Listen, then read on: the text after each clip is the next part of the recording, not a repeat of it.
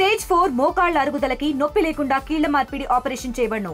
Doctor Ramesh Gajula, endoscopic spine ortho surgeon and pain physician, Panacea spine pain ortho and sleep centre, Uppal, Hyderabad. ప్రస్తుతం మనం ప్రభుత్వం ఏర్పాటు చేసినటువంటి డీహైడ్రేషన్ అంటే పునరావాస కేంద్రం ముందైతే ఉన్నాము. పునరావాస కేంద్రంలో లోతట్టు ప్రాంతాల నుంచి తరలించి తీసుకొచ్చినటువంటి వృద్ధులు కానీ, చిన్నారులు కానీ, మహిళలు కానీ, అంటే అంగవైకల్యులు కానీ ఇక్కడ కొంతమంది ఉన్నారు. మనం వారితో మాట్లాడి తెలుసుకుందాం అసలు వాళ్ళని ఎప్పుడు తీసుకొచ్చారు, వాళ్ళకు అంటే ఇప్పటివరకు వారికి ఏమేమి అందించారు, అంటే ఫుడ్ ఆహార రీత్యా వాళ్ళకి ఎట్లా చూసుకున్నారు, వాళ్ళకి ఏమేమి ఇచ్చారు, ఏమేమి అందజేశారు, అంటే డాక్టర్లు అందుబాటులో ఉన్నారా లేరా అనేది వాళ్ళ మాటలో ఒకసారి అడిగి తెలుసుకుందాం. లోపలికి వెళ్ళి తెలుసుకునే ప్రయత్నం అయితే చేస్తుందాం. ఒకసారి ఇక్కడ మనం చూస్తున్నాం మైత్రి ఫౌండేషన్ సంబంధించిన వాళ్ళు ఇక్కడ డిహైడ్రేషన్ సెంటర్ వాళ్ళకు, అంటే ఇక్కడ తీసుకొచ్చిన పునరావాస కేంద్రాలలోకి తీసుకొచ్చినటువంటి వాళ్ళకు చెద్దర్ల పంపిణీ అయితే, అంటే నైట్ పడుకుంటే వాళ్ళకి చలి వేయకుండా చెద్దర్ల పంపిణీ అయితే చేస్తున్నారు. ఇక్కడ కొన్ని వందల మంది అంటే లోతట్టు ప్రాంతాల నుంచి వాళ్ళని తరలించి తీసుకొచ్చినటువంటి పునరావాస కేంద్రాలు అయితే ప్రజెంట్ అయితే మనతో ఉన్నారు. ఇక్కడ వాళ్ళకైతే ఇక్కడ చెద్దర్లు అయితే ఇవ్వడం జరుగుతుంది. అంటే రాత్రి పడుకునేటప్పుడు వాళ్ళకి ఎలాంటి ఇబ్బంది కలగకూడదని చెప్పేసి మైత్రి ఫౌండేషన్ వాళ్ళైతే వాళ్ళకు ఈ చెద్దర్లు ఇవ్వడం జరుగుతుంది. ఒకసారి వీళ్ళతో అయితే మనం మాట్లాడి తెలుసుకుందాం. ఇక్కడ వాళ్ళ ఫౌండేషన్కి సంబంధించిన వాళ్ళు ఉన్నారు. ఒకసారి వాళ్ళతో అయితే మనం మాట్లాడి తెలుసుకుందాం. నమస్తే అండి. సార్ మా మైత్రి ఫౌండేషన్ ఏఎన్ఆర్ నగర్ నిన్న వర్షం కారణంగా ఇల్లు వస్తువులు వాళ్ళ వంటి వస్తువులు అవన్నీ పోవడం జరిగింది.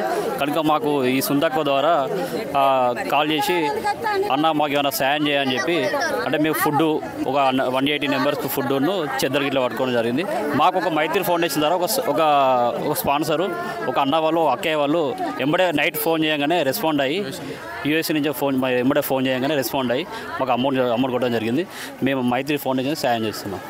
అంటే మానవ సేవే మాధవ సేవ అని చెప్పేసి అని అంటారు. ఇక్కడ అంటే ఎక్కడో అమెరికాలో ఉన్నా కూడా ఇక్కడ వరంగల్లో ఫ్లడ్స్ వచ్చాయని తెలుసుకొని అక్కడ అమెరికా నుండి కూడా వాళ్ళు మానవత్వాన్ని చాటుకున్నటువంటి పరిస్థితులు కనబడుతున్నాయి. వాళ్ళు అడగగానే అక్కడ నుంచి వాళ్ళకు కొంత సడన్ అమౌంట్ పంపించి వాళ్ళకు నిత్యావసర వస్తువులు ఏ ఉన్నా చూసుకోండి అని చెప్పేసి ఇవ్వడం ఎంతో, అంటే మానవ సేవ మాధవ సేవ అంటారు కదా, దాన్ని అయితే వాళ్ళు చాటుకున్నారని చెప్పి అయితే తెలుసుకోవచ్చు. మనతో ఇంకొక మేడం ఉన్నారు. ఒకసారి వారితో కూడా మనం మాట్లాడే ప్రయత్నం చేద్దాం. మేడం నమస్తే. మేడం నమస్తే. ఇప్పుడు అంటే ఎంతసేపటి నుంచి, అంటే ఎంతమంది ఉన్నారు, మీరు ఎంతమందికి స్టాక్ తీసుకొచ్చారు మేడం? ఇక్కడ 200 మంది ఉన్నారు సార్. 20 మంది అక్కడ బయట ఉంటే 180 మందికి రాజు అన్న, మైత్రి ఫౌండేషన్ రాజు అన్న నాకు తెలుసు అన్నమాట. అన్న ఇట్లా ఒక 180 మంది ఉన్నారు, వాళ్ళు చెద్దర్లు లేక చలికి వణుకుతాన్లు అని అంటే చెద్దర్లును ఫుడ్ తీసుకొచ్చి వీళ్ళు ప్రొవైడ్ చేస్తున్నారు. రాజన్న వాళ్ళు, బాచన్న వాళ్ళు, నేను వీళ్ళకి కాల్ చేస్తే వచ్చారు. పొద్దున వచ్చిండ్రు, పొద్దుండెళ్ళి అక్కడ ఎన్డీఆర్ఎఫ్ వాళ్ళకు 100 మందికి వాళ్ళకి ఫుడ్ పెట్టిండ్రు. వీళ్ళే అక్కడ ఫుడ్ పెట్టిన తర్వాత మళ్ళీ ఇక్కడికి వచ్చి వీళ్ళకు చెద్దర్లును ఫుడ్ పెట్టిండ్రు. మొత్తం 200 మందికి ప్రొవైడ్ చేసి, అంటే ఇక్కడ వరద బాధితులకే కాకుండా బాధితులను రక్షించడానికి వచ్చినటువంటి డిఆర్ఎఫ్, ఎన్డీఆర్ఎఫ్ బృందాలకు కూడా ఈ యొక్క మైత్రి ఫౌండేషన్ వాళ్ళు భోజనాలు అందజేశారని చెప్పొచ్చు. ఈ మైత్రి ఫౌండేషన్ వారికి ఆర్టీవీ తరఫున ప్రత్యేకంగా ధన్యవాదాలు అయితే తెలియజేసుకుంటుంది. ఇక్కడ కొంతమంది వరద బాధితులు అయితే ఉన్నారు. ఒకసారి వాళ్ళతో అయితే మనం మాట్లాడే ప్రయత్నం చేద్దాం. వాళ్ళతో మాట్లాడి అసలు ప్రతి సంవత్సరం ఎందుకు ఇలా అవుతుంది, అంటే వారు అంటే అక్రమ జాగాలలో ఇల్లు కట్టుకోవడం వల్ల జరుగుతుందా, లేదంటే ప్రభుత్వ నిర్లక్ష్యం వల్ల జరుగుతుందా, ఒకసారి మనం అయితే మాట్లాడైతే తెలుసుకునే ప్రయత్నం అయితే చేద్దాం. ఇక్కడ మనతో కొంతమంది వరద బాధితులు, అంటే రీహాబిలిటేషన్ సెంటర్కి పునరావాస కేంద్రాలకు తరలించినటువంటి వరద బాధితులు అయితే కొంతమంది మనతో ఉన్నారు. వాళ్ళు అసలు వరద ఎప్పుడు స్టార్ట్ అయింది, వాళ్ళని ఎవరు ఇక్కడికి తీసుకొచ్చారు, వాళ్ళకి ఇప్పటి వరకు ఆరోగ్య పరిస్థితులు ఎలా ఉన్నాయి ఒకసారి అడిగి తెలుసుకుందాం. అమ్మ నమస్తే. అమ్మ మీరు ఇక్కడికి ఎవరు తీసుకొచ్చిండ్రు మిమ్మల్ని, ఇప్పటి వరకు వచ్చి ఎన్ని గంటలైంది, ఇక్కడ అంటే ఆహారం అట్లా ఎట్లాంటి వసతులు కల్పిస్తున్నారు చెప్పండి. ఇట్లా వరకు పర్వాలేదు, బాగానే ఇస్తున్నారు. కానీ నేను ఎన్ఎన్ నగర్, మాది ఎన్ఎన్ నగర్ నుంచి వచ్చినాం. మా ఆయన ఊరికి వెళ్ళిండు, నేను ప్రెగ్నెంట్, నాకు చిన్న బాబు ఉన్నాడు. మా ఇంటి పక్క వాళ్ళు తీసుకొచ్చిళ్ళు నన్ను అయితే ఇక్కడికి నిన్న సాయంత్రం తీసుకొచ్చిళ్ళు. కానీ మాకు ఎప్పుడు ఇదే నీళ్ళు, నా వర్షం ఒకటి వచ్చినప్పుడల్లా, నీళ్ళు వచ్చినప్పుడల్లా ఇదే ఇబ్బంది అవుతుంది. నీళ్ళని వెళ్ళి మంచిగా బ్రిడ్జ్ కట్టి మంచిగా ఉండేటట్టు చేయమని ప్రభుత్వాన్ని అడుగుతున్నాం మేము. అంటే మీకు పక్క ఇల్లు కావాలి, కాలువ కూడా మంచిగా కావాలి. ఎప్పుడు నీళ్ళు వచ్చినప్పుడు ప్రతి సంవత్సరం మాకు ఇట్లనే అవుతుంది. ఈ సంవత్సరంలో అయితే 2 సార్లు అయింది మాకు ఇట్లా. మాకు ఇప్పుడు మా ఇంట్లో మొత్తం ఇల్లు ముని అంత నీళ్ళు వచ్చినాయి. ఇప్పుడైతే మొత్తం అన్ని ఖరాబ్ అయినాయి. అయితే ప్రతి ఒక్కటి ఇంట్లో సామాను. అసలు బాబు అయితే బర్వాత తీసుకొచ్చిన నిన్న. నేను ప్రెగ్నెంట్తో ఉన్న పచ్చి బట్టల మీద గజ కొనుక్కుంటూ పడుకున్నా. రాత్రి అయితే నేను ఏడ్చుకుంటూ పడుకున్నా. నేనైతే అంత ఇబ్బంది పడ్డాం. మా ఆయన లేకుండా కిరాయి మీద వేరే ఊరెళ్ళి ఉండే. మాకు కాలువ నీళ్ళు మంచిగా పోవాలి, నీళ్ళు ఇళ్ళకి రాకుండా మంచి ఇండ్లు కట్టించి కాలువ మంచిగా కట్టించేయాలని కోరుకుంటున్నాం మేము. అంటే ఇక్కడ రాత్రి అంటే తన భర్త అందుబాటులో లేకపోయినా తన ఒక ప్రెగ్నెంట్ లేడీ ఇంటి పక్క వాళ్ళు ఆమెను తీసుకొని రావడం జరిగింది. ఒక చిన్న బాబుని ఎత్తుకొని అక్కడి నుంచి అంటే వాళ్ళ పూర్తి ఇల్లు మొత్తం పూర్తిగా మునిగిపోయినటువంటి పరిస్థితి, పూర్తిగా ఇంట్లో ఉన్నటువంటి సామాన్లు, బియ్యం, పూర్తిగా ఎలక్ట్రానిక్ వస్తువులు కానీ పూర్తిగా తడిసి ముద్దైనటువంటి పరిస్థితి కనబడుతుంది.